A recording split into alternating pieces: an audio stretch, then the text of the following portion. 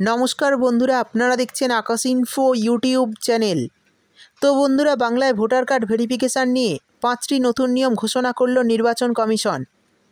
आधार card ration card की documents हिसाबे चलबे, निर्वाचन कमिशनेर तरफे की घोषणा करा हयेछे এই ভিডিওতে আমি আপনাদের বিস্তারিতভাবে জানাবো।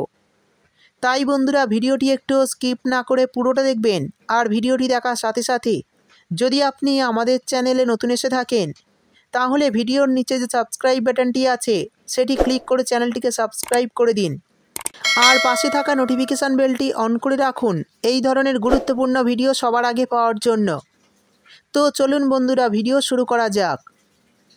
দেখুন বলা হয়েছে বছর শেষ হলেই পশ্চিমবঙ্গে বিধানসভা ভোট।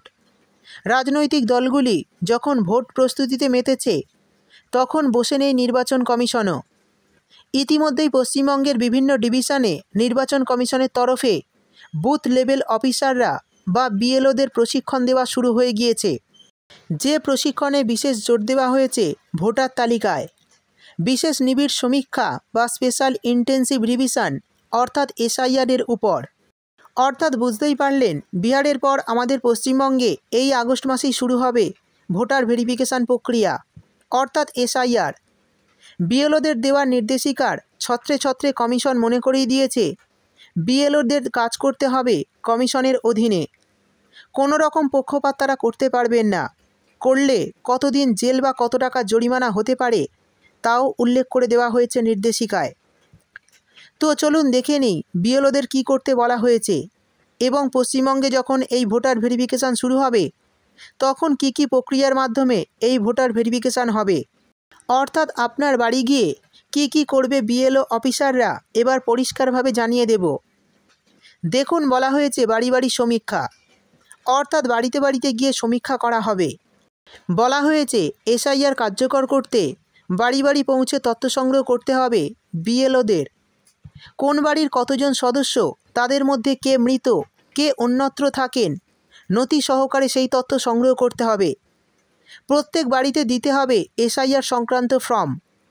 তারপর নির্দিষ্ট সময়ের পর সেই ফর্ম সংগ্রহ করে জমা দিতে হবে কমিশনকে। অর্থাৎ বুঝতেই পারলেন এবার আপনাদের বাড়ি বাড়ি বিএলও অফিসাররা যাবে এবং সেখানে গিয়ে দেখবে যে কে বাড়ির বাইরে থাকে বা কে মৃত রয়েছে এবং কার কী সমস্যা রয়েছে সেই সমস্ত বিষয় দেখবে বিএলও অফিসাররা। তারপরেই সেই নির্দেশিকা কমিশনকে জানাবে। এরপর বলা হয়েছে বাড়ি তালাবন্ধ থাকলে, ধরুন আপনি বাংলাদেশ থেকে এসেছেন এবং সমস্ত ডকুমেন্ট ভুয়ো করেছেন, যেমন ধরুন ভোটার কার্ড, আধার কার্ড, রেশন কার্ড সব কিছুই ভুয়ো।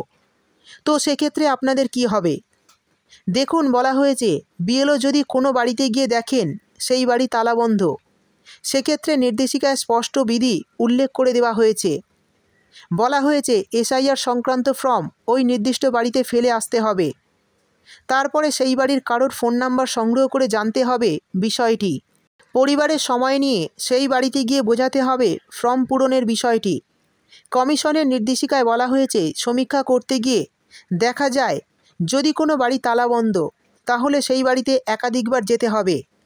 অর্থাৎ একাধিকবার যাওয়ার পরও যদি দেখে বাড়িতে তালাবন্ধ আছে তাহলে আপনার সমস্ত ডকুমেন্ট বা ভোটার কার্ড বন্ধ করে দিতে পারে নির্বাচন কমিশন। এরপর জানিয়ে দেব কি কি নথি প্রয়োজন, অর্থাৎ ভোটার ভেরিফিকেশান করতে কি কি নথি লাগবে। বলা হয়েছে বিহারে এসআইআরে 11টি নথি নির্দিষ্ট করে দিয়েছিল কমিশন, যার মধ্যে আধার কার্ড, রেশন কার্ড বা ভোটার কার্ডের মতো ডকুমেন্ট ছিল না। অর্থাৎ এই সমস্ত গুরুত্বপূর্ণ ডকুমেন্ট কিন্তু বিহারের 11টি নথিতে ছিল না।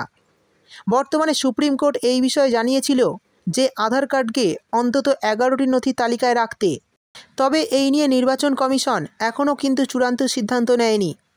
আগামী দিনেও সুপ্রিম কোর্টের রায় রয়েছে। তো এর পরবর্তী রায় কী আপডেট আসে সেটাও আমি আপনাদের ভিডিওর মাধ্যমে জানিয়ে দেব। আবার যে 11টি নথি উল্লেখ ছিল তার মধ্যে এমন কয়েকটি নথির উল্লেখ রয়েছে যার অস্তিত্ব বিহারে নেই, যেমন এনআরসি, পারিবারিক রেজিস্টার, এই নিয়েও বিতর্ক রয়েছে বিহারে। তবে পশ্চিমবঙ্গের ক্ষেত্রে এখনও কোনো নথি নির্দিষ্ট করেনি কমিশন। বিএলওদের দেওয়া নির্দেশিকায় বলা হয়েছে অনেকগুলি নথিই থাকবে, তার মধ্যে যে কোনো একটি থাকলেই ভোটার তালিকা সংশ্লিষ্ট ব্যক্তির নাম বৈধ বলে ঘোষণা করা হবে। 2003 সালে বিহারে শেষবার এসআইআর হয়েছিল। পশ্চিমবঙ্গে হয়েছিল 2002 সালে।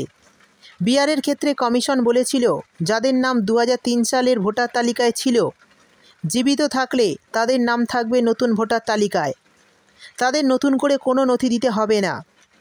পশ্চিমবঙ্গের ক্ষেত্রেও বলা হয়েছে শেষ এসআইআরের সময় 2002 সাল, সেই সময় যাদের নাম তালিকায় ছিল তাদের নাম নতুন তালিকায় থাকবে, তবে তারপরে যাদের নাম ভোটার তালিকায় উঠেছে তাদের প্রয়োজনীয় নথি দিতে হবে। এটি জানিয়ে দিয়েছে বর্তমানে নির্বাচন কমিশন। অর্থাৎ 2002 সালের ভোটার তালিকায় যাদের নাম ছিল তাদের নতুন তালিকায় নাম উঠে যাবে, তাদের কোনো অসুবিধা হবে না। তবে তারপরে যাদের নাম ভোটার তালিকায় নতুন করে উঠেছে তাদের প্রয়োজনীয় নথি দিতে হবে। বর্তমানে এটাই জানিয়েছে নির্বাচন কমিশন। এরপর বলা হয়েছে নজরি ম্যাপ।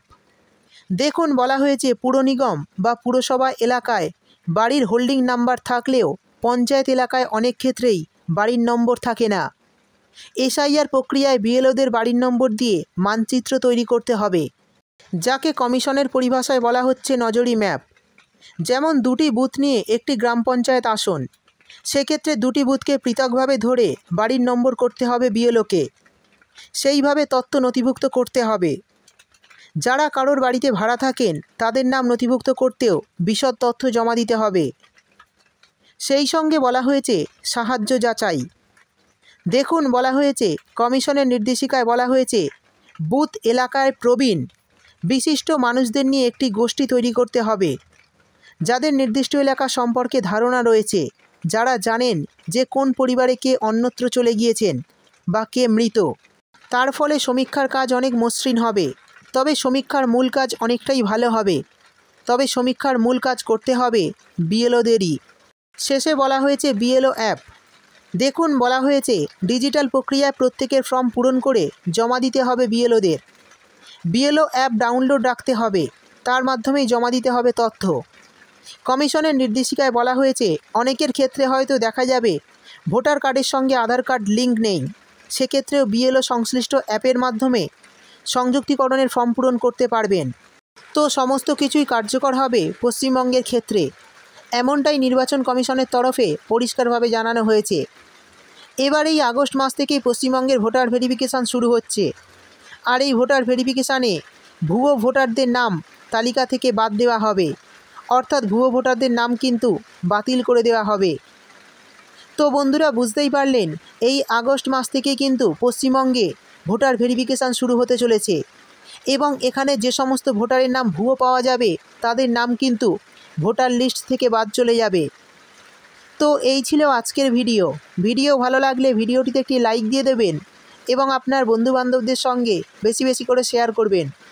ভিডিওটি দেখার জন্য আপনাকে অসংখ্য ধন্যবাদ।